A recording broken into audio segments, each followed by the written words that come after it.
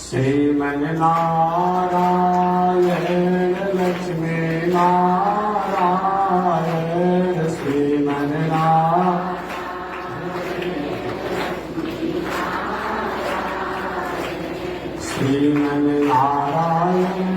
नारायण नारायण श्रीमन्नारायण नारायण श्रीमन्नारायण अवतारायण श्रीमन्नारायण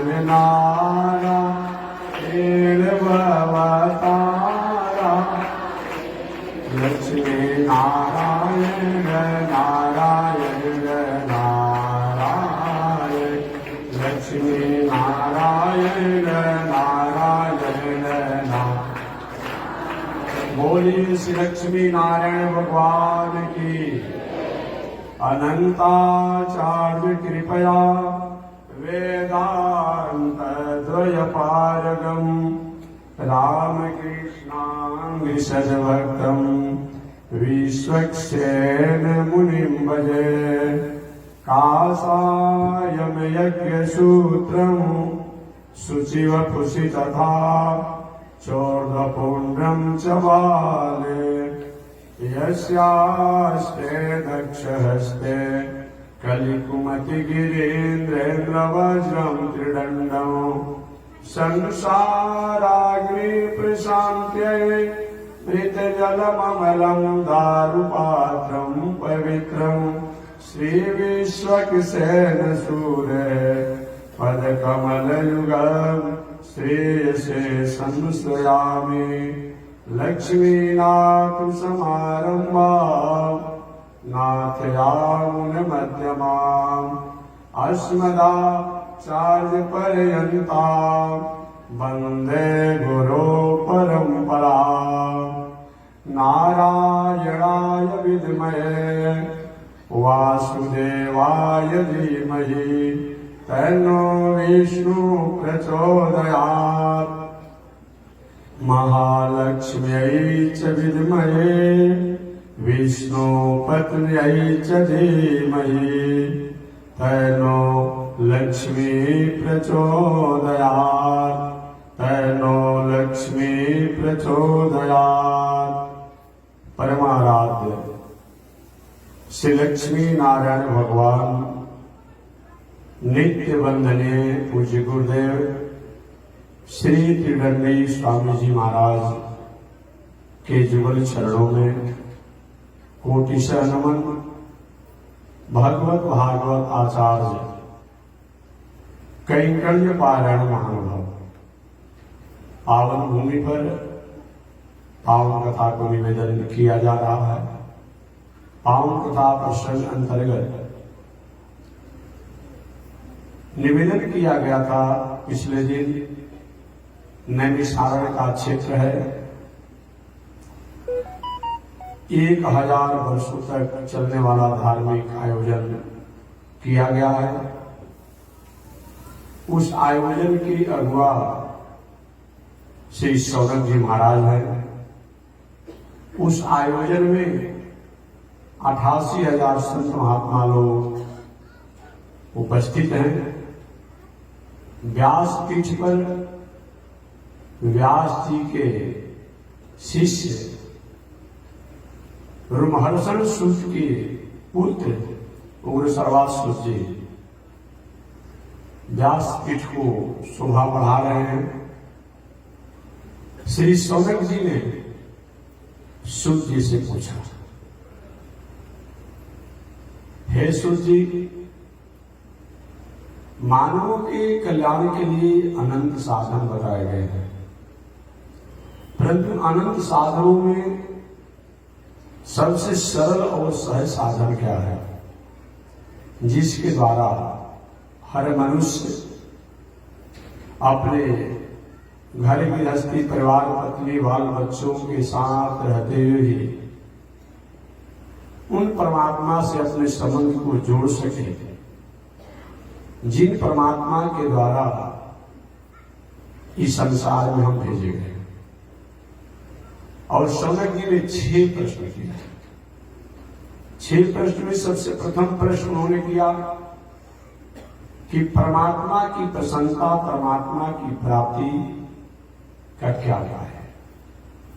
प्रसन्नता का मतलब यह होता है कि संसार में जब तक हम रहें, संसार के जो भी सुख हो उन सभी सुखों हमारे पास रहे। गृहस्थ आश्रम के 6 सुख बताए गए हैं, जो बहुत बार मैं निवेदन कर चुका हूं। अर्थागमो नित्यमरोगिता च प्रिया च भार्या प्रियवादिनी च वश्यस्य पुत्रो अथ करी च विद्या सदजीव लोके सुखानि राजन। एक गृहस्थ आश्रम का 6 सुख है। सबसे प्रथम घर में नीतिपूर्ण धन संपत्ति का आगमन होना, अर्थागमन। नित्यमरोगिता च आरोग्य और निरोग रहना, ये दूसरा सुख है। अर्थागमो नित्यमरोगिता च प्रिया च भार्या, घर में सुंदर पत्नी होना, ये तीसरा सुख है। प्रियवादिनी च, और उस पत्नी का सुंदर व्यवहार होना, ये चौथा सुख है। और आज्ञाकारी पुत्र होना, ये 5वां सुख है। और ऐसा पढ़ाई, घर में पढ़ाई होना चाहिए, विद्या जो धन को उपार्जन करने वाला हो। अथकरी च विद्या सदजीव लोके सुखानि राजन। इस संसारिक सुख गृहस्थ आश्रम में बताए गए। दूसरा सुख क्या है? विद्यानंद सुख। इस विद्यानंद सुख में हम शास्त्र धर्म के ग्रंथों को पढ़ करके अपने स्वरूप को पहचानने में हम परिपूर्ण होते हैं, सक्षम होते हैं। आपने कभी विद्यापति जी का पढ़ा होगा, गंगा जी का, या और जब अलग अलग कवियों का आपने पढ़ा होगा। गंगा जी का जब वर्णन करने लगे तो उन्होंने क्या कहा?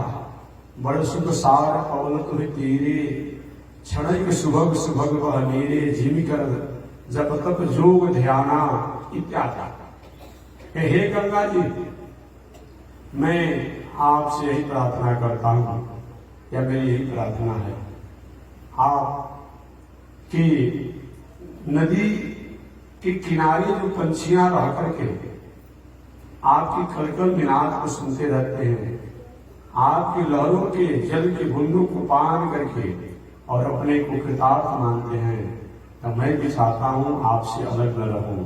इस प्रकार ये विद्यानंद है।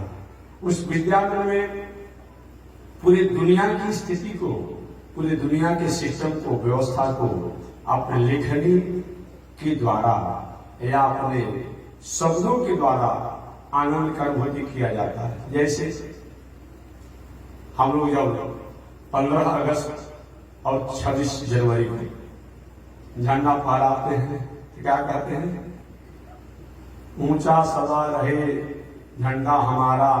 तो क्या करते हैं? हमारे भीतर से आनंद आता है, हमेशा आनंद आता है कि हमारा झंडा जो है यह ऊंचा रहना चाहिए। ये क्या है? विद्यानंद है, जिसके द्वारा, शब्दों के द्वारा हमें आत्म आनंद की अनुभूति होती है। राष्ट्र, प्रकृति, संस्कृति, सभ्यता, मानवता कि हम संबंध हमारा जुड़ता है, वो विद्यानंद है। और तीसरा आनंद क्या है? ब्रह्मानंद। ब्रह्मानंद क्या है? जिस आनंद के कारण इस दुनिया का आनंद जो है उदास लगता है, जिस आनंद के कारण इस दुनिया का आनंद उदास लगता है, उसका नाम क्या है? ब्रह्मानंद है।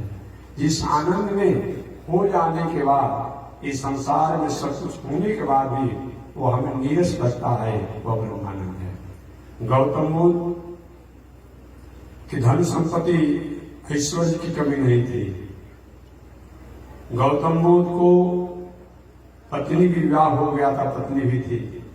गौतम बुद्ध को पुत्र राहुल भी हो गया था, और फिर भी सबको त्याग करके गौतम बुद्ध अपने उस ब्रह्मानंद आनंद में जाकर के मग्न हो गए। ये तीसरा आनंद है। तो तीनों प्रकार के आनंद हमारे जीवन में हो, इसका नाम क्या है? भगवान की प्रसन्नता है। किसी के पास संसारिक 6 सुख जो है तो विद्यानंद नहीं है, परिवार का समन्वय नहीं है, परिवार में आपसी मतभेद बना रहता है। किसी के पास विद्या तो है, धन भी तो है, 6 प्रकार का सुख है, लेकिन धर्म के प्रति प्रवृत्ति नहीं है, संत के प्रति नहीं है, देवता के प्रति नहीं है, वो भी ठीक नहीं है।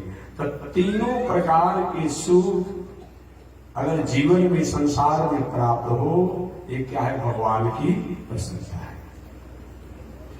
तो सौनक जी ने सुत जी से पूछा कि हे सुत जी, इस संसार में जब तक रहा जाए तब तक से भगवान की प्रसन्नता हो। आज शरीर त्यागने के बाद, पंचभौतिक शरीर त्यागने के बाद भगवान के धाम को प्राप्त किया जाए, भगवान को प्राप्त किया जाए, इसके लिए भक्तों को क्या करना चाहिए? श्री वैष्णवों को क्या करना चाहिए? जो भक्त हैं, श्री वैष्णव हैं, उनको क्या करना चाहिए? या धार्मिक व्यक्ति को क्या करना चाहिए? इन 5 प्रश्नों को सुनकर के श्री सूत जी ने कहा कि जो भगवान को प्राप्त करना चाहता है, उनको भले ही तन कहीं पर हो, व्यवहार कहीं पर हो, परंतु अपना मन, अपना बुद्धि, अपना चित्त उन परमात्मा में लय कर ले, उन परमात्मा से लगाए रहे। यही मानव जीवन का शरणार्थी है। एक कोई जरूरी नहीं कि हम शरीर को भी हमेशा मंदिर में बैठाए रहेंगे, नहीं नहीं नहीं। एक कोई जरूरी नहीं है कि हम अपने तन को हमेशा परमात्मा में ही लगाए रहेंगे। जो संसारिक है तो संसार की व्यवस्था में रहना पड़ेगा, लेकिन तन को संसार में रखने के बाद भी अपने मन को, अपने बुद्धि को, अपने चित्त को उन परमात्मा से जुड़े रहेंगे। व्यवहार भी हम दुनिया से करेंगे, व्यवहारिक दिनचर्या भी दुनिया से रहेगी, लेकिन हमारा मन, बुद्धि, चित्त जो है उन परमात्मा से लगे रहेगा। उपनिषद की कथा आती है, एक बार किसी मन को समझाने के लिए, इसी मन को समझाने के लिए, बुद्धि को परमात्मा में लय करने के लिए, चित्त को परमात्मा में लय करने के लिए विदेह राज जनक जी ने एक धार्मिक अनुष्ठान किया और उसमें घोषणा की विदेह राज जनक जी कि जो हमें चंद समय में, अल्प समय में, बहुत थोड़े समय में आत्मज्ञान प्राप्त करा देगा, भगवत ज्ञान प्राप्त करा देगा, भगवान की आत्म आनंद की अनुभूति करा देगा, उसको मैं आधा राज दे दूंगा। इसी आनंद की प्राप्ति के लिए कोई बद्री नारायण जाता है, कोई मुक्ति नारायण जाता है, कोई वृंदावन जाता है, कोई अयोध्या जाता है, कोई काशी जाता है, कोई बक्सर जाता है, कोई नवरात्र व्रत करता है, कोई सिद्धार्थ व्रत करता है, कोई छठ करता है। हम दुनिया में जो भी पूजा पाठ, यज्ञ, दान, तीर्थ व्रत करते हैं उस भगवत आनंद की अनुभूति के लिए। लेकिन ये कोई जरूरी नहीं है कि हम तीर्थ में ही जाकर के केवल भगवत आनंद की अनुभूति करेंगे। अपने घर पर रह करके भी, अपने परिवार पत्नी में रह करके भी, अपने बाल बच्चों के साथ रह करके भी हम उन भगवत आनंद की प्राप्ति कर सकते हैं। कैसे कर सकते हैं? इसी के लिए विदेह राज जनक जी ने एक धार्मिक संसद का आयोजन किया, धार्मिक सभा का आयोजन किया, धार्मिक सत्र का आयोजन किया और घोषणा किया जो हमें चंद मिनट में, अल्प समय में हमें भगवत प्राप्ति करा देगा, भगवत ज्ञान करा देगा, उसको मैं आधा राज दे दूंगा। बहुत से लोग आए, कोई कहा कि आपके निमित्त में यज्ञ कर देता हूं, ठीक है। कोई कहा कि चलिए मैं आपके तीर्थ कराऊंगा, कोई कहा कि मैं आपके लिए पाठ कराऊंगा, कोई कहा कि मैं आपके लिए स्वाध्याय कराऊंगा। अलग अलग लोगों ने अलग अलग तरीका से विदेह राज जनक जी को आत्मज्ञान प्राप्ति के लिए उपाय बताया, परंतु विदेह राज ऐक्य मत पर नहीं हो पाए, एक मत पर नहीं हुए क्या करना चाहिए। उसी समय उस सभा में घूमते फिरते हुए एक संत आ गए, जिन संत का नाम अष्टावक्र जी। अष्टावक्र गीता भी है, कभी आप लोग पढ़ना चाहिए, बहुत आत्मज्ञान की बात है। अष्टावक्र गीता, अष्टावक्र जी आ गए। अष्टावक्र जी व्यवहारिक रूप में 8 अंगों से टेढ़ा है, बाहरी व्यवहारिक रूप में 8 अंगों से टेढ़ा है, इसलिए उनका एक नाम अष्टावक्र है। अष्टावक्र जी आ गए, सब लोग ने स्नान किया, उनका समादर किया और विदेहराज जनक जी ने बैठाया। अब बैठाया तो जो भी सभा में लोग थे, कोई डिलीट था, कोई पीएचडी था, कोई साधना की ऊंचाई पर था, कोई तपस्या की ऊंचाई पर था, कोई विद्वता की ऊंचाई पर था, कोई उम्र की ऊंचाई पर था, तो कोई योग की ऊंचाई पर था। अब आपस में कहा सुनी करने लगे, कहना कुछ जिसको आप कहते हैं। अब तो बाबा आ गया तो समाधान हो ही जाएगा। एक दस मानो व्यंग बोलने लगे लोग और सब लोग हंसने लगे। संत महात्मा किसी पर नाराज होता ही नहीं है, और कहीं अनिति होती है तो संत महात्मा चुप भी नहीं लगाता। और जब सभा में लोग आकार हंसने लगे बिना कोई घटना का, बिना कोई चित्रण का, तो अष्टावक्र जी के मन में हो सकता हमको देखकर तो नहीं हंस रहे हैं लोग, भावना को समझ गए सभा के शायद यही देखकर लोग हंस रहा होगा। अब अष्टावक्र जी नाराज हो गए, हे विदेहराज, मैं तो समझता था कि तुम ज्ञानी हो, विदेहराज कहलाते हो, ज्ञानी हो, तो शायद ज्ञानियों को तुम बुलाए होगे, लेकिन आज मैं समझ गया कि तुम भी मूर्ख हो और जितना आए हुए सभा में सब लोग महामूर्ख हैं। एक ही शब्द में सारे लोगों को चुप कर दिया। अब सब लोग अवाक कर गए, एक ऐसा संत है, सबको एक ही झोंक में करे सब महामूर्ख है। विदेहराज जो आयोजन किए, आयोजक है, इनको भी मूर्ख कह दिए, महामूर्ख। कुछ देरों के बाद विदेहराज ने कहा, प्रभु मैं आपकी भाषा को नहीं समझ पाया, इसमें बड़े बड़े साधक हैं, तपस्वी हैं, विद्वान हैं, ज्ञानी आए हैं और सबसे अपने मूर्ख और महामूर्ख हमको कहते कोई बात नहीं, आप संत हैं, लेकिन सबको आपने मूर्ख कर दिया। अष्टावक्र के मूर्ख नहीं है तो क्या है, ये मूर्ख नहीं है तो क्या है लोग। हमारे बाहरी शरीर को 8 अंगों से जो टेढ़ा है, इसको देखे उन्होंने परख लिया। ये तो चाक का परीक्षक है ना, ये इंद्रियों के परीक्षक है ना, ये महामूर्ख नहीं तो और क्या है। अगर हमारे भीतर क्या ज्ञान है, क्या सत्ता है, क्या शक्ति है, क्या स्थिति है, इसको अगर जाने होते लोग तो हंसते। विदेहराज की क्षमा मांगे सबके तरफ से, प्रभु क्षमा किया जाए, सबके तरफ से मैं क्षमा मांगता। शांत हो अष्टावक्र। अच्छा ये बताओ, ये आयोजन क्यों किया है, इतने लोगों को बुलाया क्यों है, बताओ। कि प्रभु मेरी इच्छा है, अल्पकाल है, बहुत से विघ्न है, अनेकों शास्त्रों के अनेकों ऋषियों के अनेक मत है, मैं चाहता हूं चंद मिनट में अल्प समय में आत्मज्ञान प्राप्त करना। कौन सा ऐसा उपाय है जिसके द्वारा आत्मज्ञान को प्राप्त किया जा सके। अष्टावक्र जी ये बताओ, कोई भी चीज जब लेना होता है तो या तो सामान को लेकर के देना होता है, या तो पहले दे करके तब लिया जाता है। जैसे खेती आप कर रहे हैं तो खेत में पहले आपने बीज डाल दिया, खाद डाल दिया, श्रम आप लगा दिए, और तब ना आपको बाद में फसल होगा। 1 महीना, 2 महीना, 3 महीना, 4 महीना के बाद पृथ्वी में जो कुछ हम डालते हैं तो बाद में हमें प्राप्त होता है। और एक होता है कि जब हो जाता है तो बाद में हम देते हैं। जैसे दुकान पर कहीं आप गए, आपने सामग्री ले लिया, सामान ले लिया, और सामान लेने के बाद तब जो पूंजी होता है उसमें सब पैसा दे देते हैं, ये होता है। ये बताओ तुम क्या चाहते हो, दे करके लेना चाहते हो कि ले करके देना चाहते हो। जनक जी ने गुरु जी कौन अच्छा होगा, कौन अच्छा होगा, ले करके देना अच्छा होगा कि दे करके लेना अच्छा होगा।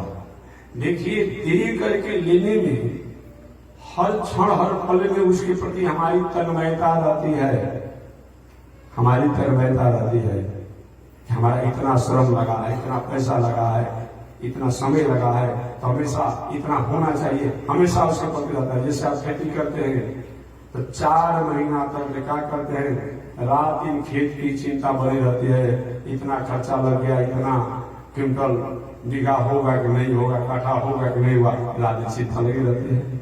कहीं और भी व्यापार में आपने कहीं कोई पैसा रुपया लगा दिया, इतना खर्चा मैंने कर दिया, इतना लाभांश होगा कि नहीं होगा। तो जो दे करके लिया जाता है उसमें तन्मयता बनी रहती है, और ले करके देने में थोड़ा सा करके भी हमें उदासी हो जाती है। अच्छा आप भाग रहे हैं, दिए नहीं जाएगा क्या। कभी कभी किसी के बकाया ज्यादा ज्यादा सामान ले लिए कहीं से, आपको किसी दुकानदार से, अब उसमें पैसा नहीं दिए, कहेंगे लेकिन चीज कभी याद नहीं आते, कोई भाग रहे हम दे न देंगे, इसमें थोड़ी सी हमें ढिलाई हो जाती है। लेकिन जब किसी को लगा करके हम लेना चाहते हैं तो हमेशा उसमें तन्मयता बनी रहती है।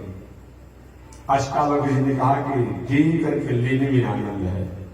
तो ठीक है गुरु जी, मैं दे करके ही लूंगा, दे करके लूंगा, मांगिए क्या मांगना चाहते हैं। अष्टावक्र जी ने कहा कि जो तुम्हारा अपना चीज हो, जो तुम्हारा अपना चीज हो, जिस पर तुम अपना अधिकार रखते हो, वो हमें दान दे दे। कि गुरु जी मैंने तो पहले संकल्प लिया था कि आधा राज दूंगा, लेकिन अगर हमको आप ज्ञान प्राप्त करा देंगे तो अभी मैंने निर्णय कर लिया कि पूरा राज ही आपको दे दूंगा। अष्टावक्र जी ने कहा कि महामूर्ख भाई, हमेशा महामूर्खता की बात करता है। प्रारंभ में तुमने आकार हमको देकर के हंसा और सब कुछ समझाया तक नहीं, और दूसरी बार महामूर्खता की बात करता है। अरे शरीर में इस धन में तुम्हारा क्या है जो तुम हमको देना चाहते हो? धन तुम्हारा है क्या? तुम्हारे इस पृथ्वी के कोई राजा था कि नहीं था? इस धन संपत्ति इस राज में तुम्हारा क्या है जो हमको तुम देना चाहते हो? ये राज तुम्हारा है। ये दुनिया में कितने लोग आए, कितने लोग चले गए, कितने लोग राजा बने, कितने लोग चले गए। हमेशा एक श्लोक में कहता हूं, धनानि भूमो पशवस्य गोष्ठे नारी द्वारे जना शमशाने। धनानि भूमो, ये धन संपत्ति यही पृथ्वी पर आ जाती है, किसी के साथ जाती नहीं है। बहुत कुछ करने वाले लोग होंगे, 2-4 करोड़ रुपया 10-20 करोड़ रुपया कहीं जमा भी किए होंगे, अगर मरेंगे ऐसा नाती बेटा पोता नहीं करेगा कि कम से कम 1-2 लाख का चेक हाथ में दे देगा कि बाबा का पॉकेट खर्चा मार में काम करेगा। आज पे कभी आपने सुना है क्या? हम तो नहीं सुने हैं कि बाबा को पॉकेट खर्चा के नाम पर कम से कम 1-2 लाख रुपया का चेक दे दिया, सोना चांदी दे दिया।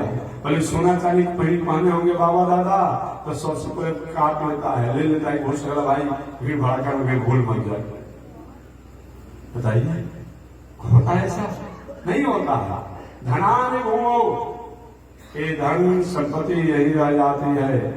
पशवस्य गोष्ठी, गाड़ी घोड़ा और कुछ चीज है वो या तो तिजोरी में या तो अपनी जगह पर ही रह जाते हैं। धनानि भूमो पशवस्य गोष्ठी नारी द्वारे। अरे जिस पत्नी के इशारे पर दिन को दिन नहीं समझते हैं, रात को रात नहीं समझते हैं, जब विवाह होता है तो रात में बुझाता है क्या? 1-2 बरस तो रात दिन बुझाता है कि कब रात बीत गया कब दिन बीत गया। देव जी कहते कि सिट डाउन, जी हाँ अभी बैठ गया, स्टैंड अप खड़ा हो जाओ, देख लेंगे। उसी के इशारे पर 1-2 वर्ष रहते हैं, और उसके बाद जब 1-2 बाल बच्चा हो जाता है तो थोड़ा सा अब बच्चा के प्रति प्रेम हो जाता है, पत्नी से थोड़ा सा स्नेह कम हो जाता है, उस बेटा के प्रति प्रेम हो जाता है। पत्नी बहुत प्रेम करने वाली होगी तो आपके जाने के बाद घर के द्वार पर रोती रोती रुक जाएगी, आगे नहीं जाएगी। बंधुजन कहेंगे, परिवारजन कहेंगे, स्त्रियों को शमशान पर जाना मर्यादा नहीं है, वही विश्वास वही रो करके स्त्री रह जाती है। धनानि भूमो पशवस्य गोष्ठी नारी द्वारे, नारी जो है घर के द्वार पर रह जाती है। जना शमशाने, अरे बंधु जो है, जिस बंधु जनों के साथ हम रहते हैं, ये बंधु क्या करते हैं? ये शमशान तक जाते हैं, जब तक हमारी अर्थी, जब तक हमारा लाश उस लकड़ी पर रख न दी जाती है, आग से जब तक उसमें धूप धूप करके जला न दी जाती है, तब तक हमारी ही चर्चा होती रहती है। बताओ, कोई साथ किसी का जाता है? 10 बजे फोन किया रात में, 11 बजे तक बात किया, अब 12 बजे रात्रि में चला गया। इस जीवन का कोई भरोसा है? हमारी आपकी चर्चाएं होती रहती है शमशान पर और कहीं और लोग कहते, बताओ कोई साथ किसी का जाता है, उसमें कोई चला का जाए, काहे नहीं जाता है? अगर अच्छा काम किए तो अच्छे कर्म की गठरी जाती है, अब बुरा काम किए तो बुरे कर्म की गठरी जाती है। क्यों नहीं जाता है? जस और अपजस। अगर हमने अच्छा काम किया है समाज के लिए तो जस की गठरी जो है हमारे साथ जाती है, और बुरा काम किए है तो अपजस की गठरी साथ जाती है। पापी आदमी मर गया, ठीक हो गया, गांव को परेशान करके रखा था, ये अपजस की गठरी है। अगर कोई धर्मात्मा आदमी है, समाज के जनहित में बेचारा चला तो गया, एक बहुत नेक आदमी था, जब कोई बुलाता था खड़ा हो जाता था। यही तो है, जस की गठरी जाती है या अपजस की गठरी जाती है। और जो यहाँ भी छोड़ करके जाता है वहां तो ठीक है, यहाँ भी जस और अपजस की गठरी छोड़ करके जाता है। धनानि भूमो पशवस्य गोष्ठे, नारी द्वारे जना शमशाने। बंधुजन शमशान तक जाते हैं, और जिस परिवार, जिस भाई, जिस पुत्र के लिए हमने बेईमानी, शैतानी, नीति अन्याय किया, वो भी अब सोचता है कि चलो जो होने वाला था तो हो गया। बाबा को मरना था मर गए, बाबू को मरना था मर गए, भाई को मरना था मर गए, पत्नी को मरना था मर गई। और क्या करता है, वो भी लकड़ी की चिता बोल के उसमें आग धरा करके परिक्रमा करके 5 बार। अब यही चिंता रहती कि जल्दी लाश जल जाता तो हम सब जितने बंधुजनों को लेकर के आए हैं समय से वापस लौटा देते, नहीं तो भाड़ा पर गाड़ी करके लाए हैं, 2 दिन का भाड़ा देना पड़ेगा। कोई साथ में जाता होता नहीं है। एक और कथा हम नहीं कहते हैं, हम लोग बक्सर में रहते हैं, अब देखते हैं बक्सर में एक लाश अभी जला नहीं तो दूसरा लाश आकर के लाइन में लग जाता है। महाराज हमारा बारी है, अभी दूसरा जलना का पूरा नहीं हुआ, तीसरा आ जाता है। हम देखते रहते हैं रोज वहां पर। कभी कभी तो कुछ लोग वहां झगड़ा करने लगता है शमशान पर, हमारा बंटवारा ही हो जाना चाहिए तो लाश जल गया। ये भी हम लोग कभी कुछ सुनते हैं, अपने आप नजदीकी में लोग बसे है ना बक्सर में, कभी ये भी देखने को सुनने को मिलता है, यही बंटवारा हो जाएगा तो लाश जलेगा। कोई किसी के साथ जाता नहीं है। धर्मानुगच्छित जीव एक लोका, एकमात्र हमारी नैतिकता, हमारी मौलिकता, हमारी संस्कृति, हमारा संस्कार, यही हमारे साथ जाता है और कोई चीज साथ जाता होता नहीं। अष्टावक्र जी ने विनय राज जनक जी से कहा, जनक जी बताओ, तुम कहते हो मैं अपना धन दे दूंगा, इस धन में तुम्हारा क्या है भाई? तुम्हारे बाप दादा की परंपरा से धन संपत्ति राज है, ये तो तुम इसका भोग किए हो, ये पृथ्वी आपका है। आज से 500 वर्ष पहले इस पृथ्वी का मालिक कोई दूसरा था, आज से 200 वर्ष पहले इस पृथ्वी का मालिक कोई दूसरा था, आज से 100 वर्ष पहले इस पृथ्वी का मालिक कोई दूसरा था, अभी पृथ्वी का मालिक कोई दूसरा है, और आज के 100-200 वर्षों के बाद इस पृथ्वी का मालिक कोई दूसरा हो जाएगा। आपका है, आपका होता था कि साथ रहा था। अष्टावक्र ने कहा धन संपत्ति और राज में तुम्हारा क्या है? जो तुम्हारा अपना चीज हो, ये हमें दो। अब तो विजय राज जी थोड़ा सा अस्थिर हो गए। ये धन पर हम लोग अहंकार करते हैं, धन ले ही नहीं रहे महात्मा। फिर महाराज ठीक है, जब धन नहीं देंगे ना तो हम तन आपको दे रहे हैं। पुनः महामूर्ख जैसा बात किया, ये तन में तुम्हारा क्या है? ये तुम्हारा तन है, ये तन तुम्हारा है। क्षिति जल पाव गगन समीरा पंच रचिते अधम शरीर। ये पृथ्वी का अंश है, जल का अंश है, वायु का अंश है, आकाश का अंश है, अग्नि का अंश है। जिन्हीं से प्राण निकलता है, आत्मा निकलती है, ये शरीर काम लायक रहता है।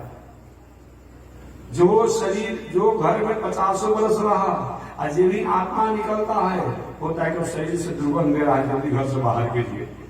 और बताइए 50 वर्ष तक जिस घर में आपने सूता, रहा, खाया, खेला, सब किया, केवल प्राण को निकलने के बाद, आत्मा को निकलने के बाद लोग कहते हैं भाई जल्दी श्वास को बाहर निकालिए, और नहीं तो घर में भूत जैसा लग रहा है। अब आप भूत हो गए आत्मा को निकलते ही।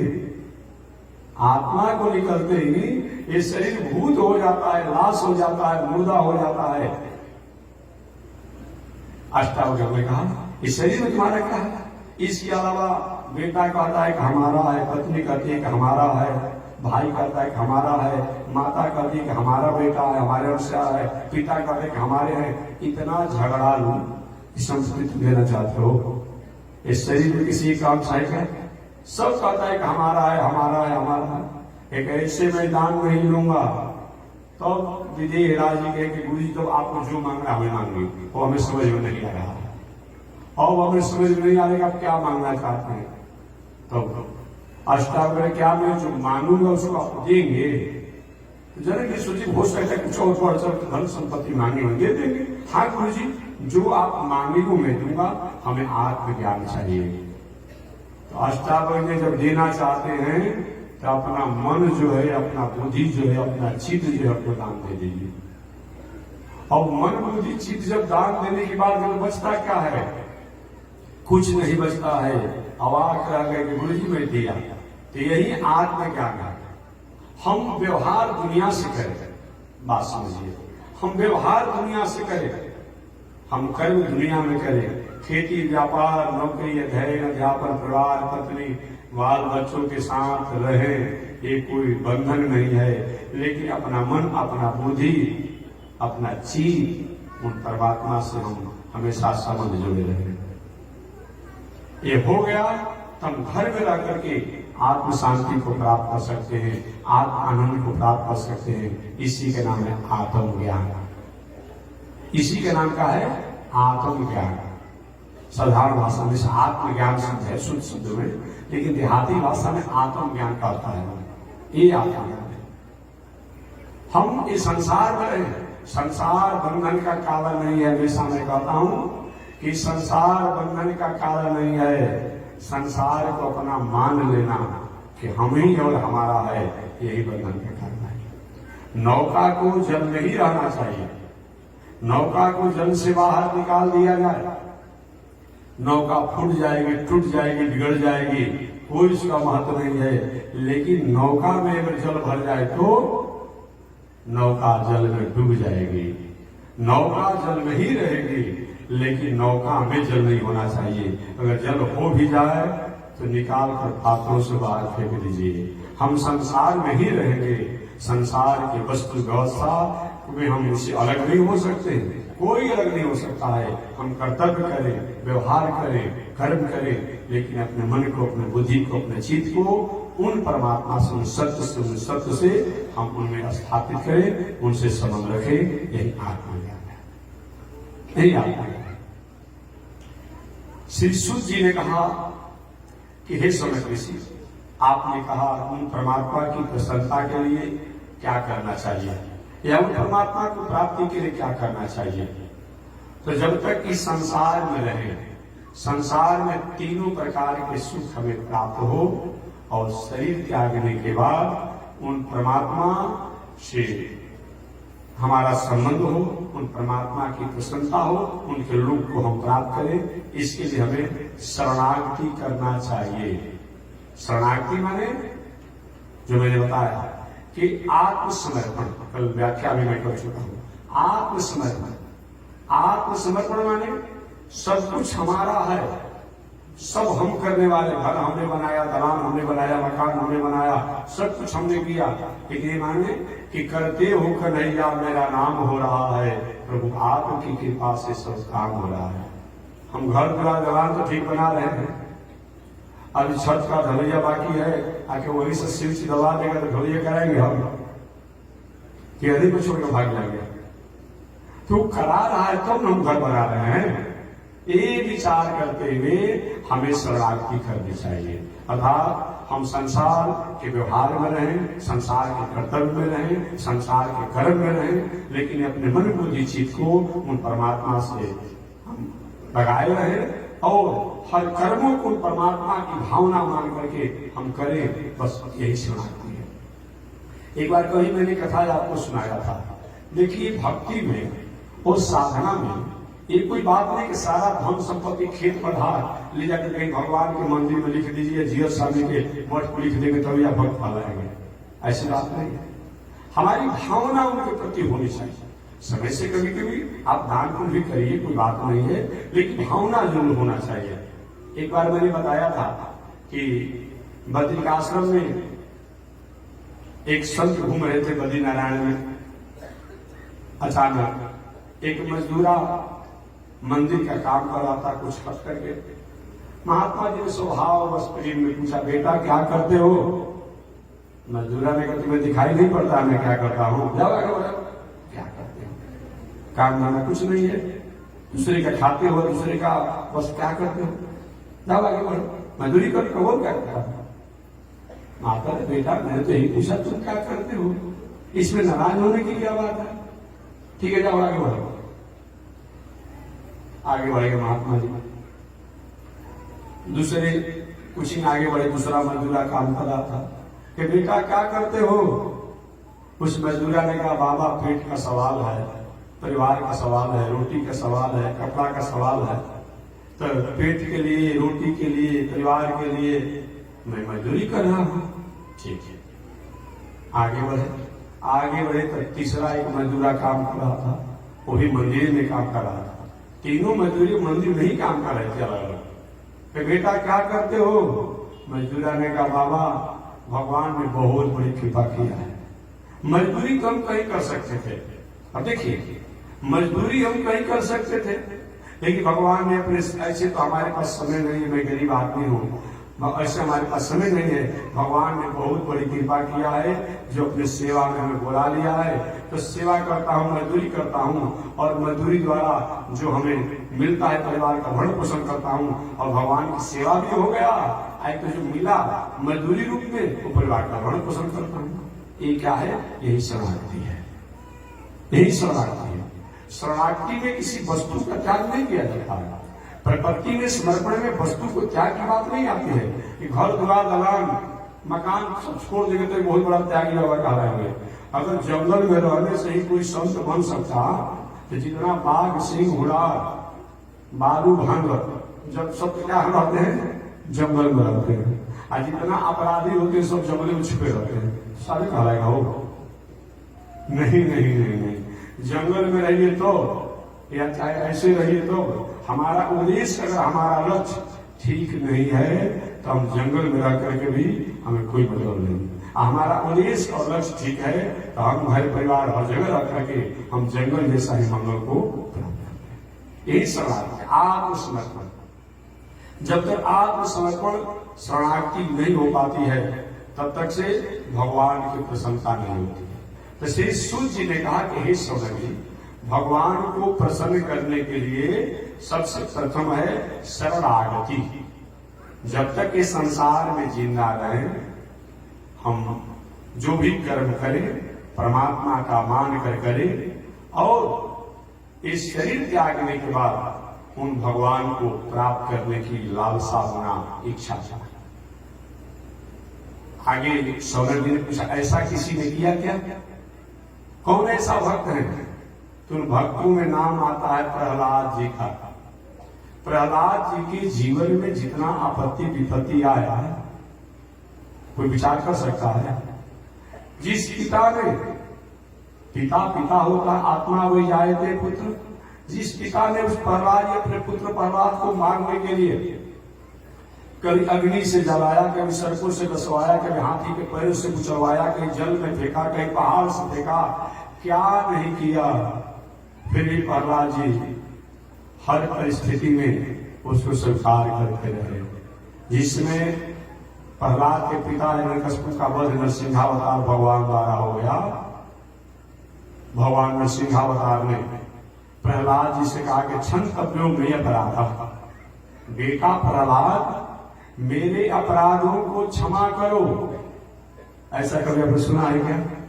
भक्त जो है भगवान से क्षमा मांगता है, लेकिन भगवान भक्त से क्षमा मांगते हो ये तो कभी कभी सुनने में आता है।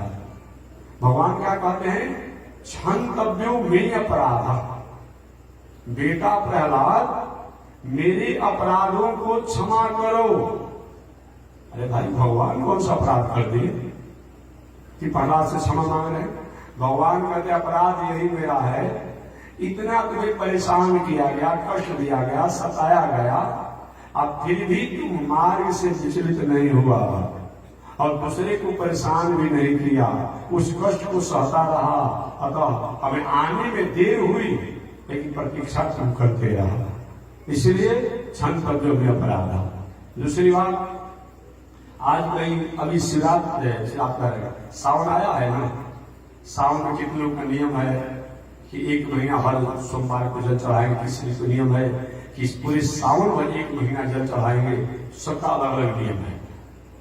लेकिन ये आप जानिए कि अगर कोई मनौती कोई किया हो, अगर कहीं नहीं पूरा हुआ तो कितने छोड़िए, क्या सावन भादों में रखा हुआ है, आज 12 वर्षों से जल चढ़ा रहे शंकर जी का, एगो हमारे घर तक नहीं बनवाए, एगो गाड़ी तक फोर व्हीलर व्यवस्था में, क्या पूजा करना है?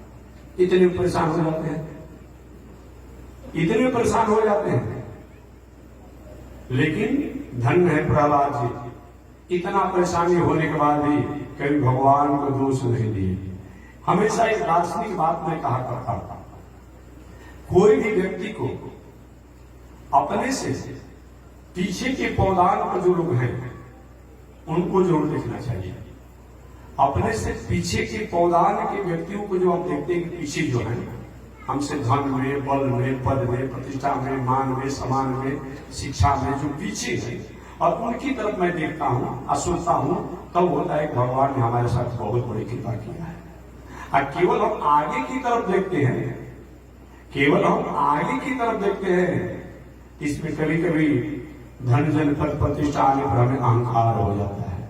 इसलिए आप आगे बढ़ने के लिए आगे तो देखिए, लेकिन पीछे आगे बढ़े हैं वो हमारा हमेशा बरकरार बना रहे, नुकसान न हो। उस आगे बढ़ने की धन संपत्ति पद प्रतिष्ठा जो मिला है, इसके द्वारा कहीं हम मिसयूज मत कर दे, कहीं दुरुपयोग मत हो, कहीं इसके द्वारा हम भटक न जाए, इसके लिए पीछे भी देखिए कि हम पहले क्या थे, हमारे पीछे कौन कौन लोग हैं। तो ऐसा होता है कि कितना भी धन हो, बल हो, पद हो, इस हम कहीं गलत मार्गों में नहीं जाते हैं, गलत मार्गों में नहीं जाता। इसीलिए एक जीवन में होना चाहिए। तो प्रहलाद जी सब कुछ होने के बाद भी किसी को दोषी नहीं ठहराए। और अंत में तो यहाँ पर जब भगवान प्रहलाद जी से कहे बेटा वर मांगो, भक्त तो बहुत देखा गया लेकिन तुम्हारे जैसा नहीं देखा गया, वर मांगो। प्रहलाद जी कहे प्रभु अगर वर देना चाहते हैं तो सबसे पहले तो वरदान नहीं दीजिए कि मेरे पिताजी की अधोगति नहीं होनी चाहिए। आज साधारण पिताजी डांट देते हैं तो हम 15 दिन बोलते नहीं, 1 महीना बोलते नहीं, कोई भोजनों बंद कर देता है पिताजी का बाबा का। प्रहलाद जी का वरदान मांगते हैं, प्रभु अगर आप वरदान देना चाहते हैं तो मेरे पिता का जो लाश पड़ा है आपके द्वारा मारने से, ये मेरे पिता की अधोगति नहीं होनी चाहिए। भगवान ने कहा बेटा तुम्हारे जैसे पुत्र होने के बाद भी और तुम्हारे पिता की अधोगति होगी, जो तुम्हारे पिता द्वारा शरीर से जो व्यवहार किया गया था इसका दंड को मिल गया। अब इनको अधोगति की कहां से बात है? कुलम पवित्रमो जननी कृतार्था वसुंधरा भागवती च धन्या देशे च लोके पितरोपि धन्या। कुलम पवित्रम, वह कुल पवित्र हो जाता है, खानदान पवित्र हो जाता है, पृथ्वी पवित्र हो जाती है और माता पवित्र हो जाती है। जैसा कुलम, इस घर में भगवान के भक्त हो जाते हैं तुम्हारे जैसा, अतः तुम्हारे पिता की अधोगति नहीं होगी। दूसरा वरदान मांगो। तो प्रहलाद जी के दूसरा वरदान दे दीजिए, दूसरा वरदान दीजिए कि आज के बाद मेरे कुल खानदान के लोगों को आप मृत्यु दंड नहीं देंगे। भगवान ने कहा प्रहलाद ये तो बड़ बहुत कठिन तूने मांग लिया, और तुम्हारे कुल खानदान के लोग उपद्रव करेंगे और हम मारेंगे नहीं। लेकिन चलो तुमने बहुत तपस्या साधना किया है, ये भी वरदान मैं दे रहा हूं। एक मेरा शर्त रहेगा, मैं प्राण दंड तो नहीं दूंगा, प्राणवध तो नहीं करूंगा, लेकिन अनुशासन करूंगा, अनुशासन करूंगा। यही कारण है कि प्रहलाद जी के पुत्र कौन है? बलि है ना, बलि है, दैत्यराज बलि है। उसी दैत्यराज बलि के पुत्र बाणासुर हुआ। तो जब देवता लोग गए भगवान के पास, प्रभु अब दैत्यराज बलि द्वारा अब हम लोग पलायन हो गए हैं, अब हम लोग के बस की बात नहीं है, स्वर्ग तो चला ही गया, दैत्यराज बलि द्वारा ले लिया गया, दैत्यराज बलि द्वारा स्वर्ग को ले लिया गया। अब भविष्य में भी कोई उम्मीद नहीं है और हम जीते जी मरने वाले हैं, हमारी सहायता आप करिए, और नहीं तो हम इस दुनिया में जीते जी मर रहे हैं, अब कहीं कहीं नहीं है। भगवान ने कहा देवताओं, देखो दैत्यराज बलि के वंशी प्रहलाद जी को हमने वरदान दे दिया है कि और आपके पूर्ण खानदान में प्राण वध नहीं करूंगा, अनुशासन करूंगा। तो मैं दैत्यराज बलि से संग्राम तो नहीं करूंगा, क्योंकि प्रहलाद जी को मैंने वचन दिया है, मैं दैत्यराज बलि से संग्राम नहीं करूंगा, मारूंगा नहीं, मृत्यु दंड नहीं दूंगा, हम अनुशासन करने के तरीका अपनाऊंगा। प्रभु तो कौन सा अनुशासन करेंगे बता दीजिए, हम लोग को विश्वास हो जाए, नहीं हो सकता है कहीं आप भूल पड़ जाएंगे। भगवान ने कहा मेरे जीवा है, आप जाइए विश्वास हो जाइए। वही भगवान ने क्या किया, यही बक्सर में कश्यप अदिति महातप की कश्यप अदिति तपस्या करके वही भगवान जो है वामन रूप में प्रकट हुए। आप प्रगट वामन रूप में होकर के दैत्यराज बलि जो जग कर रहा था, अब जग जब कर रहा था वही वामन भगवान गए, दैत्यराज बलि गए, ब्रह्मचारी जी देखने से मालूम पड़ता है कि कई लोग का ईश्वर वैभव आप ही हैं। मैं पहले तो संत महात्मा ब्राह्मण को आदर नहीं करता था, लेकिन जब से संत महात्मा का आदर किया, ये मेरा खोया हुआ राज आ गया, तो मैं दान भी करने में हिचकिचा नहीं हूं, संकोच नहीं करता हूं। अब मेरे पास जो आ जाता है, जिसको मैं दे देता हूं, अब उसको पीढ़ी दर पीढ़ी दूसरी जगह मांगने की आवश्यकता नहीं पड़ती है। आप ब्रह्मचारी जी है ना? हाँ ब्रह्मचारी जी है, आए हैं मेरे जग के अवसर पर, आपको जो मांगना है सो मांगना। ब्रह्मचारी बावन भगवान कहे मांगे तो किसके लिए मांगे, मांगे तो किसके लिए मांगे? महाराज हमें कुछ नहीं चाहिए, जहां जाते हैं वहां सोनी देते हैं, जहां जाते हैं भिक्षा मिल ही जाता है, और क्या चाहिए? नहीं कुछ तो मांगना पड़ेगा, आपने द्वार पर आए तो बावन भगवान के जब देना ही चाहते हैं।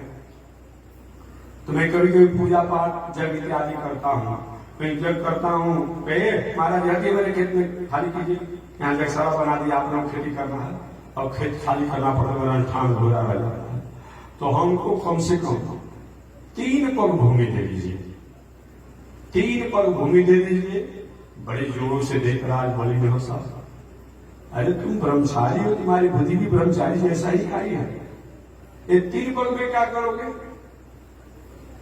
ये 3 पग मांगने के लिए मेरे मुंशी मैनेजर से तुम जाकर मांग सकता था, हमसे मांगने 3 पग आए हो, क्या करोगे इसमें? कहेंगे देखिए देना है तो 3 पग दीजिए, और लेना भी होगा तो मैं 3 पग लूंगा, इससे बेसी नहीं लूंगा। अच्छा तो ठीक है, 3 पग में क्या करेंगे? कि 1 पग भूमि जो होगा उसमें बैठेंगे, आसन लगाएंगे, और 1 पग भूमि में जो है कुंड बनाएंगे, और 1 पग भूमि में जो है ये हवन के समान जो है इत्यादि को रखेंगे, इसी बेसी क्या नहीं होगा। बड़े जोरों से हंसा, ठीक है जहां से मन करे तहां से ले लो। नहीं ऐसे नहीं चलेगा कि अभी आप दान दे दिए, आपका कुल खानदान कब्जा कर लेगा कि बाबूजी को लिखा पढ़े थोड़े किए थे, आज तो लिखा पढ़े जो कोई कब्जा हो रहा है। स्कूल, अस्पताल, अनाथालय, गौशाला, मठ, मंदिर, जहां जहां जो दिया, और उन्हीं का कुल खानदान नाती पर नाती जब कब्जा कर रहा है, ऐसे नहीं चलेगा महाराज। ये लिखा पढ़ी होना चाहिए। तो पहले के जमाने में संकल्प जो था वही लिखा पढ़ी था। अरे संकल्पों में नहीं कहा जाता है क्या नाम है, कौन देश है, कौन गोत्र है, कौन लेने वाला, कौन देने वाले में लिखा पढ़ी में होता है। कौन खरीद रहा है, कौन बेच रहा है, ये होता है ना, कौन दे रहा है। आज यही होता है कि महाराज जब तक रजिस्ट्री नहीं होगा संकल्प रूप में तब तक मैं नहीं लूंगा। दैत्यराज ब्राह्मण जब से आए हो तब तो तुम झंझट कर रहे हो, अब 3 पग भूमि लोगे वो लिखवा कर लोगे। हाँ महाराज बिना संकल्प काम नहीं लेंगे। तो ठीक है चल, जब तुम कहते तो संकल्प हो जाए। और ये भी संकल्प के लिए दैत्यराज बलि अपना कमंडल लाया, कमंडल से जल गिराने लगा। अब जल गिर ही नहीं रहा है, जल नहीं गिर रहा है। इधर दैत्यराज बलि के पुरोहित जी आचार्य जी शुक्राचार्य जी जाकर कान में कहे, इनको पहचान रहे हैं, ये बामन तिरपन नहीं है, ये ब्रह्मचारी ब्राह्मण नहीं है, ये साक्षात विष्णु है, बामन का वेश बनाए हैं।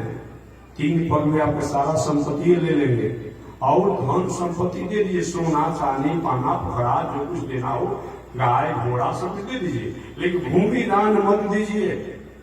दैत्यराज बोले गुरु जी हम जो कह चुके इसका क्या होगा, हम जो वचन दे चुके हैं अब इसका क्या होगा, क्या मेरा वचन झूठा हो जाएगा। शुक्राचार्य कहे कि कहां कहां कह करके थोड़ा सा इधर उधर हो जाने पर भी दोष नहीं लगता है। अगर झूठ मत बोलिएगा लोग, इन्हें एक सामने को चलो अगर लोग मंत्री मिल गया, ये बात मत कीजिएगा। कहां कहां झूठ का दोष नहीं लगता है, ये हम नहीं कहते हैं, ये दैत्यराज बलि का पुरोहित शुक्राचार्य का वाक्य है, ये किसी देवता का वाक्य नहीं, भगवान का वाक्य नहीं है। कहां कहां लड़की के विवाह करने में अगर झंझट हो रहा है, कहीं डाका उटा का चल रहा है, कहा भाई हम तो विवाह करेंगे तो 5 फीट 3 इंच कम से कम होना चाहिए, 5 फीट 6 इंच होना चाहिए। कहीं कंप्यूटर से इधर उधर 2-3 इंच बढ़ भी जाए कोई दोष नहीं है, बात समझ गए, दोष नहीं लगेगा। पढ़ाई लिखाई में थोड़ा सा भले हालांकि काम खोजिएगा बहुत, लेकिन अगर विषम परिस्थिति आती हो तो पढ़ाई लिखाई में नहीं, हमको तो ऐसा चाहिए वैसा, तो थोड़ा सा 19-20 चाहिए, कहीं 8वां क्लास पास है और मैट्रिक का सर्टिफिकेट चाहिए तो देख कर कहीं इधर करके अपन कुछ काम बना लीजिएगा। हाँ, यहाँ पर क्योंकि नहीं होगा विवाह नहीं होगा, नहीं होगा विवाह नहीं होगा। तो जो विवाह शादी के रूप में कन्या हो तब, लड़का हो तब, अब तो कुछ दिन के बाद लड़की के विवाह पर समस्या समाज के लिए बन ही रहा है, लेकिन आगे आने वाले समय में ऐसा होगा बहुत लड़का लोग का विवाह में समस्या बन जाएगा, लड़का लोग का विवाह में समस्या बन जाएगा। जो आज इसका कारण ये हमारी माताएं हैं। एक बात मैं जरूर आप लोगों से निवेदन करूंगा, आप लक्ष्मी स्वरूपा हैं, थोड़ी सी अपनी बातों पर ध्यान दें कि जो आज अविवाह शादी जिन माताओं का हो गया है, 5 लड़का है, अब 5 लड़का नालायक है, उसके प्रति थोड़ा भी इनको क्षोभ नहीं है, और 2-3 गो लड़की लगातार हो जा रही है तो सब देवी देवता के रोना शुरू कर देती है। काय भगवती जी, काय महादेव जी, काय हनुमान बाबा, हम इतना पूजा पाठ किया, हमारा 3 लड़कियां दे दिया। लड़का चाहे नालायक कहीं नहीं हो, लेकिन 5 गो 6 गो 10 गो जितना लड़का हो कोई बात नहीं, और लड़की अगर हो जाए तो रोने लगती है। नहीं नहीं नहीं, अब इसके लिए तो आज का नया वैज्ञानिक तकनीकी द्वारा अब गर्भे में से लड़की को कटवा दिया जा रहा है, गर्भपात करा दिया जा रहा है, बहुत बड़ा अपराध है। ऐसा हो रहा है समाज में, राष्ट्र में। एक दिन ऐसा समय आएगा कि लड़कियों का विवाह करना तो समस्या हो ही गया है, लेकिन लड़कों का विवाह करना भी समस्या हो जाएगा। लड़की नहीं रहेगी तो कहां से विवाह होगा। इसीलिए ऐसा माताएं तुम्हारा अधिकार है, एक काम को मत होने दो, जितना लड़का में प्रसन्नता रहती हो वो तो लड़की में भी पसंद रहो तुम अपने आप में, क्योंकि वो लड़की 2 गो 4 गो 5 गो जो होते हैं अपने भाग से आती है। अच्छा हमको बता दीजिए, कभी आप किसी घर में 10-20 को लड़की हो, मान लीजिए, कभी कोई व्यक्ति को आपने देखो व्यक्ति लड़की के विवाह करके कहे दिवालिया हो गया, नहीं दिवालिया नहीं हुआ, थोड़ी समस्या डाउन हो जाती है, लेकिन ऐसे बहुत से लोग खान पान रहन सहन उठन बैठन बिगड़ने का बहुत से लोग दिवालिया हो जाते हैं। वो अपने भाग से आती है, जहां जाएगी उसका भाग उज्जवल होगा। इसलिए कभी भी गर्भपात, गर्भ में जो लड़की जान करके हत्या करा दिया जा रहा है, 3 प्रकार का पाप लगता है गर्भ के बालक की हत्या कराने पर। एक तो गर्भ के बालक को समाप्त किया गया तो एक पाप हो गया, दूसरा गर्भ के बालक जो होता है वो देवी देवता के समान होता है, वो भी दोष लगा, और तीसरा कुल खानदान का अपना आप हुआ, वो भी दोष लगा। जीव की हत्या किया, चार प्रकार का दोष लगता है। और जो गर्भ के बालक बालिका को हत्या कराता है, मरवाता है, गर्भपात कराता है, अगले जन्म में उनको बंध्या होना पड़ता है। बात समझिए? कितना भी महाराज जी आशीर्वाद दे दे, कितना भी देवी देवता का पूजा कर लीजिए, लेकिन वो मुश्किल भी बाल बच्चा के रूप में जन्म नहीं लेगा। इसीलिए ऐसा मत कराइए। जो ऐसा कराता है इस पर विचार करना चाहिए, ये नहीं होना चाहिए। तो चलिए मैं आगे प्रसंग में चलता हूं। शुक्राचार्य जी ने कहा कि ब्रह्मचारी जी हैं, ये साक्षात विष्णु है, सब धन संपत्ति ले लेंगे। कि गुरु जी हमने जो कहा इसका क्या होगा? तो शुक्राचार्य कहां अपने वचन को कह करके आप पीछे हट जाने पर भी दोष नहीं लगता है। एक तो कन्याओं के विवाह में अगर झंझट आ रहा हो तो थोड़ा सा 19-20 व्यवहार करने से वो क्या होता है, वहां दोष होने पर भी दोष लागू नहीं होता। दोष तो है ही लेकिन लागू नहीं होता है। दूसरा, प्राण संकट है।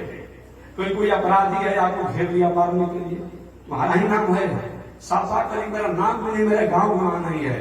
उस प्राण संकट के समय अगर कहीं हो तो वहां भी अगर कुछ आगे पीछे बोल दिया जाए, अपने वचन को आगे पीछे हो जाए तो दोष नहीं लगता है।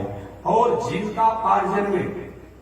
जीविकोपार्जन में व्यापार इत्यादि करने में थोड़ा सा 19-20, लेकिन इसका मतलब ये नहीं कि हमेशा मैं कहता हूं किसी अपने 100 रुपए के सामान में खरीदा, कोई दुकानदार हो तो स्वाभाविक वो क्या कहेगा, देखिए भाई हम 150 रुपया में खरीदे हैं, लेकिन आप हम 100 रुपया बदलेंगे, आप हमारे आदमी हैं। खरीदा है कितना में? 100 रुपया में। 100 रुपया में सामान खरीदा है, दुकानदार कोई है तो अजू बेचेगा भाई मैं 150 रुपया पर, देखिए मैं आपसे कसम खा रहा हूँ 150 रुपया पर खरीदा हूँ, लेकिन आप हमारे आदमी हैं इसलिए मैं आपको 125 दे दूंगा। तो क्या हुआ? 25 रुपया तो फायदा हुआ। जीविकोपार्जन, हाँ एक काम मत कीजिए कि अब गेहूं बेचना है, गेहूं में मुश्किल फेंट भेजिए, आप आलू फेंट भेजिए, एक काम मत कीजिए। हाँ ये नहीं होना चाहिए। दूध बेचना है, दूध में पूरा पानी फेंट भेजिए। पानी का एक हिसाब होता है कि भाई कितना पानी होना चाहिए। हाँ सरकार ने इस चीज को किया है भाई कितना को कितना माना जाएगा, और बेचना होता है तो कितना इसमें कूड़ा करकट सब उसको माफ किया जाता है। तो ये सब बिजनेस व्यापार जीविकोपार्जन में अगर थोड़ा सा 19-20 हो जाए तो बहुत दोष नहीं लगता है। दोष तो लगता है, बहुत दोष नहीं लगता है।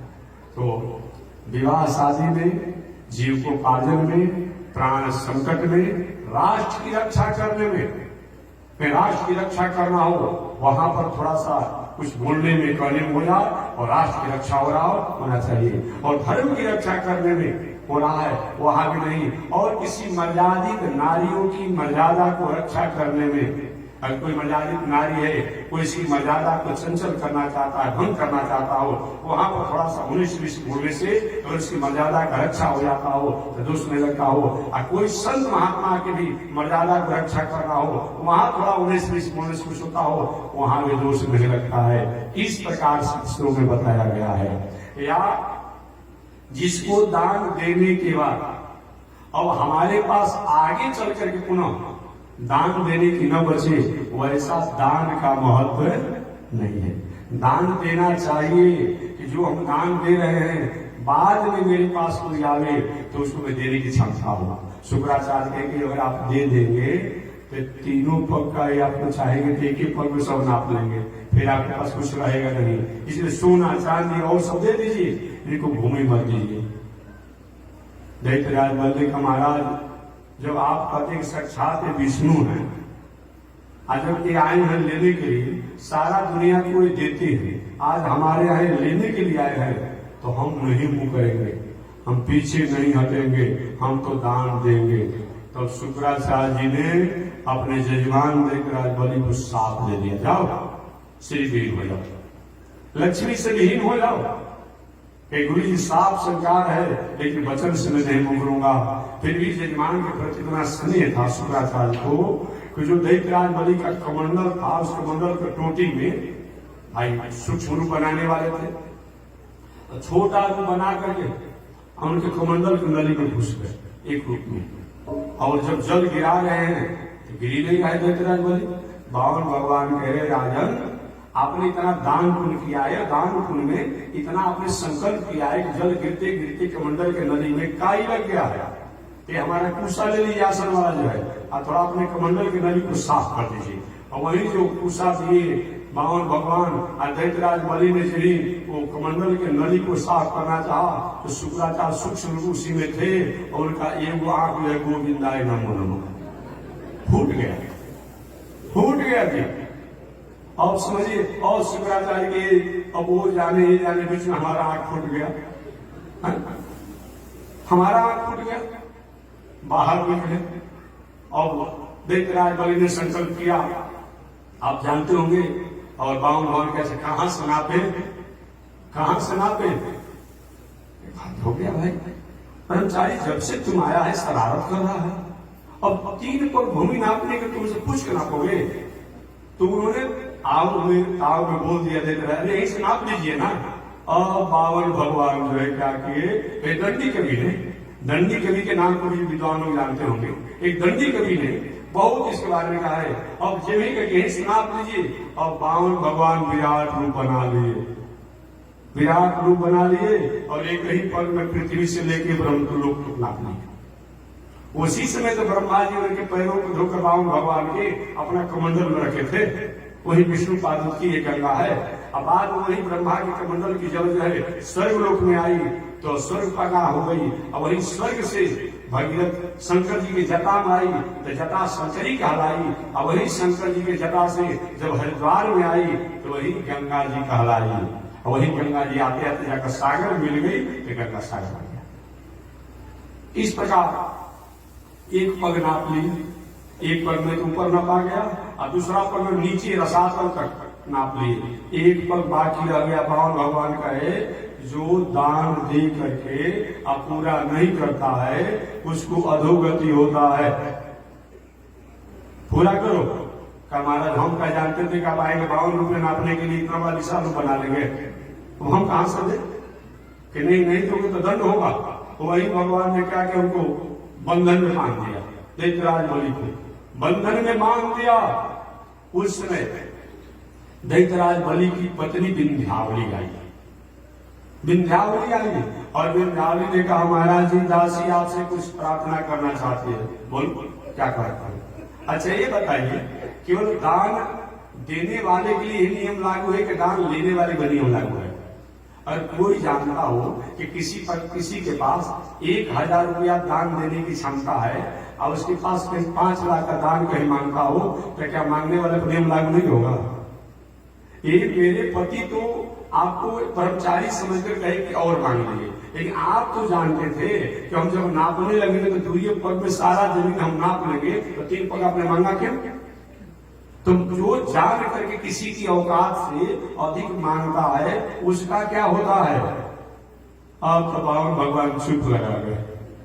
देखिए जब भी हमारा राष्ट्र मुक्ति को प्राप्त किया है, ये माता जी को कार्य किया है, और जब ये राष्ट्र हमारा में हरास हुआ है, इनकी थोड़ी सी कमजोरी दिखा हुआ है, याद रखिएगा। अब समझिए, अब दैत्यराज बलि बंधन में है, लेकिन बावन भगवान को अपने वचनों में बांध दिया विंध्यावली ने। बावन भगवान के ठीक है, अभी तो 3 पग पूरा करना पड़ेगा, आगे जो कहोगे मैं मानूंगा। दैत्यराज बोले कि प्रभु एक बात मैं आपसे करना चाहता हूँ, एक बात यही मैं करना चाहता हूँ कि भूमि बड़ा होता है कि भूमि का मालिक बड़ा होता है? भगवान ने भूमि का मालिक बड़ा होता है, स्वामी बड़ा होता है। तो अभी आपने मेरे भूमि को नापा है ना, अभी तो स्वामी मालिक में बाकी हूं, मेरे शरीर को नाप लीजिए। वही बावन भगवान, लेकिन एक शर्त है, जैसा भेष बना करके आए थे वैसे ही भेष में नाप लिए। अभी तो 2 पग में तो आपने पूरा दुनिया नाप लिया। वही बावन भगवान अपने छोटे रूप में हुए, दैत्यराज बलि को जब सिर से गर्दन तक नाप ले उतने में पूरा हो गया। विंध्यावली महाराज मेरे प्रश्नों का क्या होगा? जो किसी की औकात जानते हैं कि उसकी औकात से अधिक मांगता है, उसको क्या होता है कि देवी तुम चाहते क्या हो बताओ? कि नहीं, मेरे प्रश्नों का जवाब देना होगा। बावन भगवान के चलो मैं तुम्हारे बातों से मैं जो कहूँ उसको मैं मानूंगा कि महाराज यही कि आप जो हमारे पति अभी आप चाहते क्या है? बावन भगवान के मैंने देवराज इंद्र को वचन दिया था कि मैं संग्राम को दैत्यराज बलि से नहीं करूंगा, लेकिन मैं राज आपको दिलाने का प्रयास करूंगा। तो मैंने वचन दिया है देव इंद्र को, तो उनको राज आप छोड़ दीजिए, और जब अगला मनवंतर आएगा तो मैं उस समय जो इंद्र रहेंगे उनको हटा करके और आपको राजा बना देंगे, और आप अपने मूल जन्मभूमि चले जाइए। कहाँ जाए महाराज? अपने रसातल लोक में जाइए, सूतल लोक में जाइए। वही दैत्यराज वाली सूतल लोक में अपने पत्नी के साथ चले गए। विंध्याचल के महाराज आपके साथ में रहेगा क्या चीज? आप हारे हैं, ये दुनिया के लोग जाने, इसके लिए आपको भी मेरे साथ चलना होगा। ठीक है, मैं चलूंगा। क्या करना है वहां पर? क्योंकि आप जब हमारे पति या हम घर से बाहर आवे या बाहर से भीतर जाए, आप द्वार पर दर्शन देते रहिए।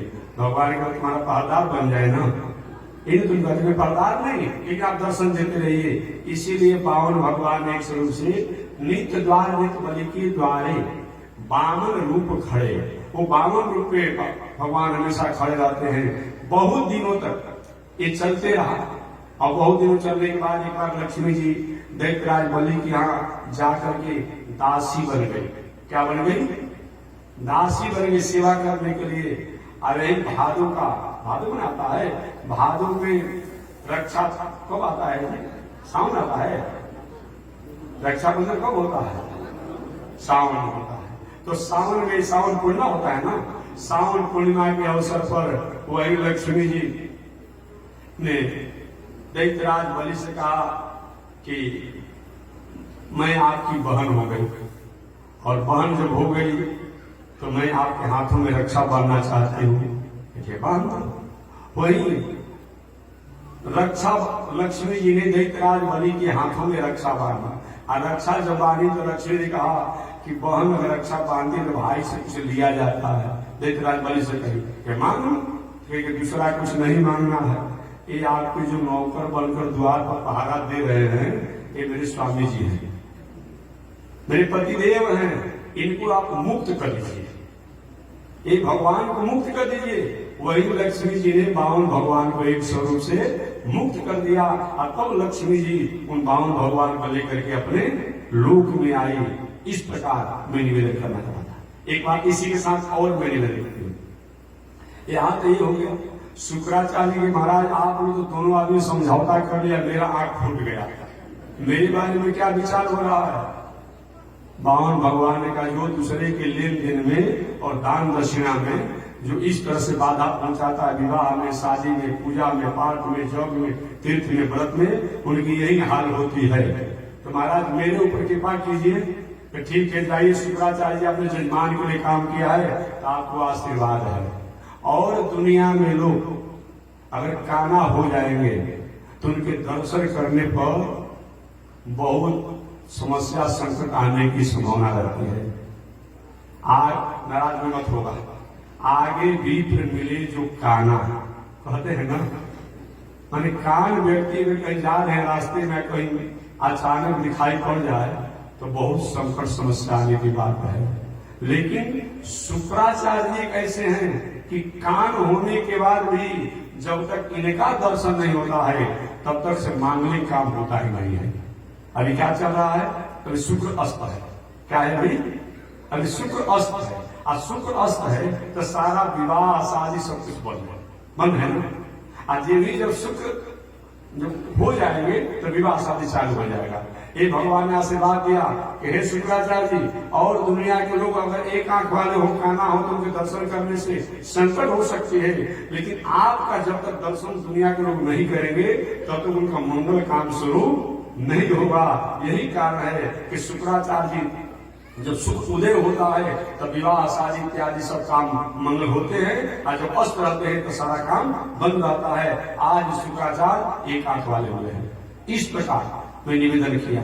आगे तो मैं निवेदन करना चाह रहा था कि भगवान कहते हैं कि मैंने उनके कुल खानदान को आशीर्वाद दे दिया है, भगवान ने नहीं दिया। आगे देखिए, बाणासुर दैत्यराज बलि में परंपरा में हुआ, उसकी 20 को पूजा थी। भगवान श्री कृष्ण के वंशज ने नाम अभी कोई याद नहीं है, उस बाणासुर की बेटी जिसका नाम था उषा, उस उषा से विवाह हुआ। अब विवाह हुआ तो बाणासुर ने क्या किया, और भगवान श्री के वंशज को बंधन में जेल में बंद रख दिया था। पहले बलराम जी ने आकर समझाया, अरे भाई विवाह शादी हो गया, अब काहे को विवाह कर रहे हो। अंत में नहीं माना तो संग्राम हुआ बाणासुर भगवान श्री कृष्ण बलराम जी। उसी समय शंकर जी आ गया बाणासुर का पक्ष लेकर के, मेरा चेला है, मैंने वरदान दिया है, आप नहीं कुछ कर सकते हैं। शंकर जी में भगवान श्री कृष्ण में संग्राम हुआ और अंत में शीतल ज्वर, उष्ण ज्वर इत्यादि हुआ। अंत में भगवान श्री कृष्ण ने एक ऐसा बाण मारा जो शंकर जी जड़ा करके बुखार जो आता है आया और गिर गए। अंत में भगवान ने कुछ देर के बाद उनके स्वरूप में लाया, स्वस्थ किए। शंकर जी ने कहा, प्रभु मैं जानते भी अनजान हो गया था, मेरे को क्षमा किया जाए, आप मेरे स्वामी हैं, लेकिन मेरा एक चेला है, इसको मैंने वरदान दिया है, इसको ऐसा न किया जाए। भगवान ने आप अभी वरदान दिए हैं, ऐसे कुल खानदान कहलाते हुए वरदान दिया है कि तुम्हारे कुल खानदान को मैं बद्ध नहीं करूंगा, कोई गलती करोगे तो तुम पर अनुशासन करूंगा, इसलिए आप जाइए कैलाश। शंकर जी चले गए, बाणासुर की 18 भुजा काट करके और 2 भुजा छोड़ दिए, वही बाणासुर। तो मैं कहना चाह रहा था कि प्रहलाद जी ने कहा, प्रभु आज के बाद मेरे कुल खानदान के लोगों को बौद्ध मत कीजिएगा। भगवान के वरदान तो बहुत कठिन तुमने मांगा, लेकिन चलो पूरा करूंगा। यही कारण है कि दैत्यराज बलि से भूमि मांग लिए, बाणासुर को 18 भुजा काट करके छोड़ दिए, लेकिन प्राण बल नहीं किए। तीसरा वरदान प्रहलाद जी मांगो, तो प्रहलाद जी तीसरा वरदान नहीं दे दीजिए कि आपके चरणों में मेरी भक्ति बनी रहे। इस प्रकार यही प्रपत्ति है, यही शरणागति है। तो श्री सूत जी ने कहा कि भगवान की प्रसन्नता के लिए, भगवान की प्राप्ति के लिए अनंत साधन है, लेकिन अनंत साधनों में भगवान के भक्तों को भगवान की शरणागति करनी चाहिए। शरणागति माने आत्मसमर्पण, माने हमारे पास सब कुछ हो, लेकिन सब कुछ होने के बाद भी यही मानना चाहिए यह भगवान का है, भगवान ने कृपा किया है तब हमको दिया है। यह अगर हम करते हैं तो हम निश्चित रूप से संसार में भगवान की प्रसन्नता को प्राप्त करके और शरीर त्यागने के बाद भगवान के पाके अधिकारी बनते हैं। दूसरा प्रश्न हुआ कि मानव का श्रेष्ठ साधन क्या है। 6 प्रश्न है ना, तो मानव का श्रेष्ठ साधन क्या है। तो मानव का श्रेष्ठ साधन जो है, शास्त्र के जो सार है, शास्त्र ने जो कहा है, उन शास्त्र में कहे हुए आचरण को अपने जीवन की आचरण में उतारना। मनमुखी ढंग से कोई हमें आचरण नहीं करना, यही शास्त्र का सार है। अर्थात शास्त्र ने जो परमात्मा की प्राप्ति के लिए, जो सत्पथ पर चलने के लिए हमें मार्ग बताया है, अब उस पर रहना। अब ये नहीं कि आजकल नया नया धर्म, कोई कहता है शंकर जी के मंत्र ले लीजिए, भैरव बाबा के ले लीजिए, काली जी के ले लीजिए, दुर्गा जी के ले लीजिए, और कुछ भी खाएंगे पिएंगे तो कोई हर्ज नहीं। शास्त्र में जो आचरण करने को कहा उस आचरण को करना। शास्त्र ने जिस आचरण को निषेध किया किताब में लिखने के बाद उसको नहीं करना, इससे क्या होता है, यही शास्त्र का सार है, यही मानव का परम लक्ष्य है, यही श्रेय है कि जो ग्रंथों में, शास्त्रों में हमें सत्पथ पर चलने के लिए, सन्मार्ग पर चलने के लिए जो प्रेरणा प्राप्त होता है उसको करना। 3 प्रकार का काम होते हैं, प्रिय मार्ग होता है, एक श्रेय मार्ग होता है। प्रिय मार्ग हमें प्रिय लगे, श्रेय मार्ग हमारा हितकारी हो, मंगलकारी हो, उसको श्रेय मार्ग कहते हैं। तो प्रिय मार्गों को त्यागना और श्रेय मार्गों को स्वीकार करना, यही मानव का एक है, श्रेय साधन है। तीसरा प्रश्न है कि उन परमात्मा की प्राप्ति के लिए हमें क्या करना चाहिए। तो उन परमात्मा की प्रसन्नता के लिए एकमात्र मानव को उन परमात्मा से ही अपने संबंध को जोड़ना चाहिए। ये दुनिया में प्रेम सबसे खड़े, व्यवहार सबसे खड़े, लेकिन समर्पण उनके प्रति होना चाहिए। और अगले प्रश्न हुआ कि भगवान श्री कृष्ण इस संसार में क्यों आए। धर्म की स्थापना के लिए आए, संतों को कृतार्थ करने के लिए आए और दुष्टों को संहार के लिए आए। अगला प्रश्न हुआ कि भगवान के कितने अवतार। तो भगवान के अनंत अवतार है। भक्त इसकी व्याख्या कल मैं करूंगा। भगवान की अनंत अवतार है। उन अनंत अवतारों भगवान ने रामावतार, कृष्णावतार, वामनावतार, नरसिंहावतार को अनुकूल करके और जगत का उपकार किया। आगे होगा कि भगवान के जाने के बाद, अपने लीला शरीर को त्यागने के बाद धर्म किसकी शरण रहता है? तो भगवान को अपने लीला शरीर को त्यागने के बाद धर्म जो है 4 जगह रहता है। एक तो एक भगवान की कथा में, चाहे राम कथा के रूप में हो, गीता कथा के रूप में हो, भगवत कथा के रूप में हो, माने भगवत कथा, भगवत और भागवत कथा में वो धर्म रहता है। और दूसरा, जहां भगवान के धाम है वहां रहता है, चाहे अयोध्या और विकासम हो इत्यादि हो। और तीसरा, जो भगवान के भक्त हैं उनमें रहता है। और चौथा, जहां उनकी चर्चा होती रहती है वहां रहता है। इस प्रकार इन 6 प्रश्नों को हमारे सूत जी ने शौनक जी के सामने निवेदन किया। तो शेष चर्चा अगले दिन मैं करूंगा कि आगे वो भगवान श्रीमन नारायण की प्रसन्नता के लिए कौन कौन उपाय है, भगवान के कौन कौन अवतार है, उस अवतार में भगवान ने क्या किया, शेष चर्चा अगले दिन आज इसी के साथ वाणी मेरा। श्रीमन नारायण लक्ष्मी नारायण, श्रीमन नारायण लक्ष्मी, श्रीमन नारायण नारायण नारायण, श्रीमन नारायण नारायण लक्ष्मी नारायण नारायण नारायण, लक्ष्मी नारायण नारायण नारायण। बोलिए श्री लक्ष्मी नारायण भगवान की, विश्व जगदाचार्य श्री त्रिदंडी स्वामी महाराज की। हरि ओम। शांति शांति शांति।